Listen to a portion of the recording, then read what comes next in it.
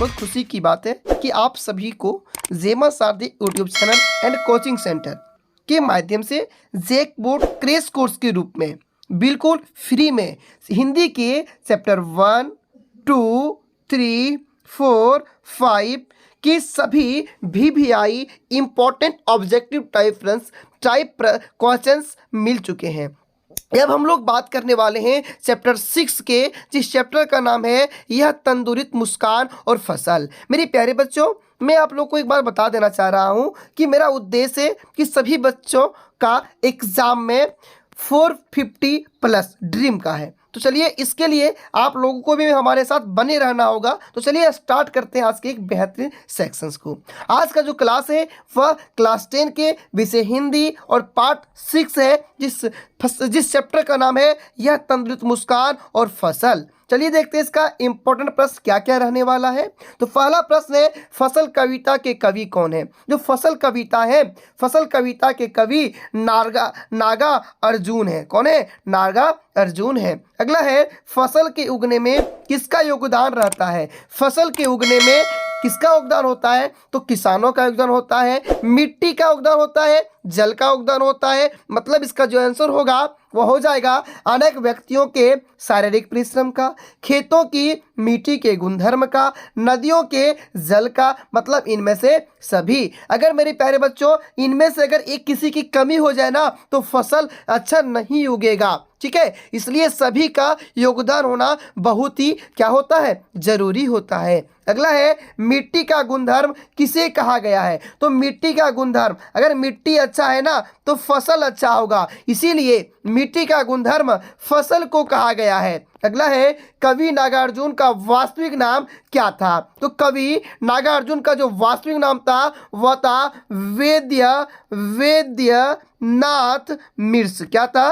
वेदनाथ मिश्र। आप सभी सिर्फ इस वीडियो को देखते मत जाइएगा, इसका नोट्स बनाते रहिएगा और इसे याद करने का प्रयास भी कीजिएगा। अगला है, फसल की पैदावार किसके जादू के कारण होती है? जो फसल का पैदावार है वह किसके जादू के कारण होती है? तो नदियों के पानी के जादू के कारण, नदियों के पानी के कारण, नदियों के पानी के कारण। अगला है, फसल वस्तुतः किसके सहयोग का परिणाम है? जो फसल है ना किसके सहयोग का परिणाम है? तो इसमें भगवान का भी सहयोग होता है और मानव का भी सहयोग होता है। मतलब प्रकृति, मानव या मनुष्य दोनों की सहयोग से होता है। अगला, कवि के अनुसार फसल क्या है? कवि के अनुसार फसल क्या है? तो ऑप्शन दिया है, मनुष्य के शारीरिक परिश्रम का फल, प्रकृति के सहयोग का फल, 1 और 2 दोनों, इनमें कोई नहीं। जो फसल है ना, फसल मनुष्य के शारीरिक परिश्रम का फल है और प्रकृति के सहयोग का भी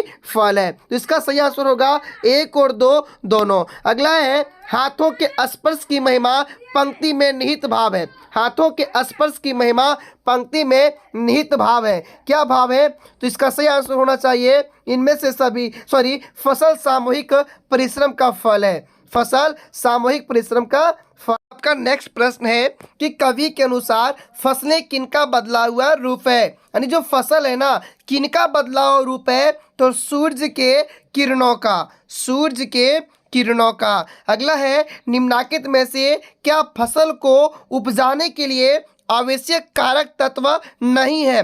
प्रश्न को ध्यान से देखिएगा, आवश्यक कारक तत्व नहीं है यानी क्या जरूरी नहीं है?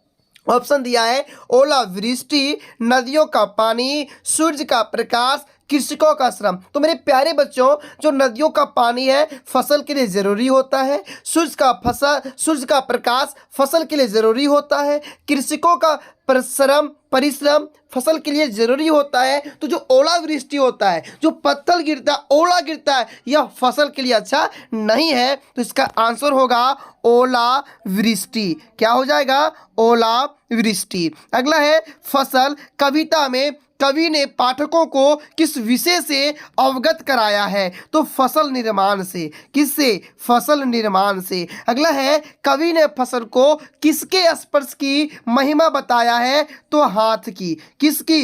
हाथ की। अगला है, फसल किसका बदला हुआ रूप है? तो जो फसल है ना सूरज के किरणों का बदला हुआ रूप है, सूरज के किरणों का बदला हुआ रूप है। अगला प्रश्न मेरे प्यारे बच्चों कि फसल को थिरकना कौन सिखाता है? फसल को थिरकना कौन सिखाता है? तो हवा सिखाता है। कौन सिखाता है? हवा सिखाता है। फसलों में किसकी मेहनत छिपी है? फसलों में किसकी मेहनत छिपी है? तो इसका जवाब होना चाहिए गुरुजी, फसलों में जो है ना, किसानों का मेहनत छिपा है। किसका? किसानों का मेहनत छिपा है। अगला है, फसलें किसके अमृत भरे प्रभाव से सिंचकर पुष्ट हुई है? तो नदियों से।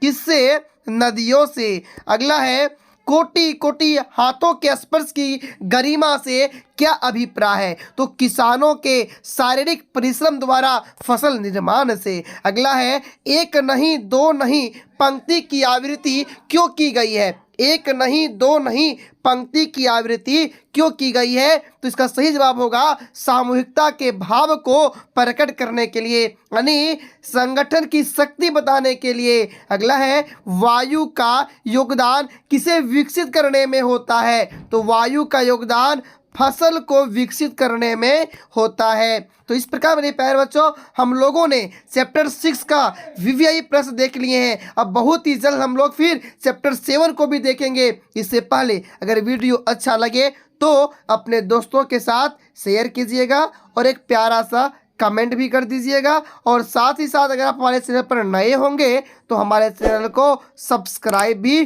कर लीजिएगा। Thank you. चलिए फिर मिलते हैं अगली वीडियो में।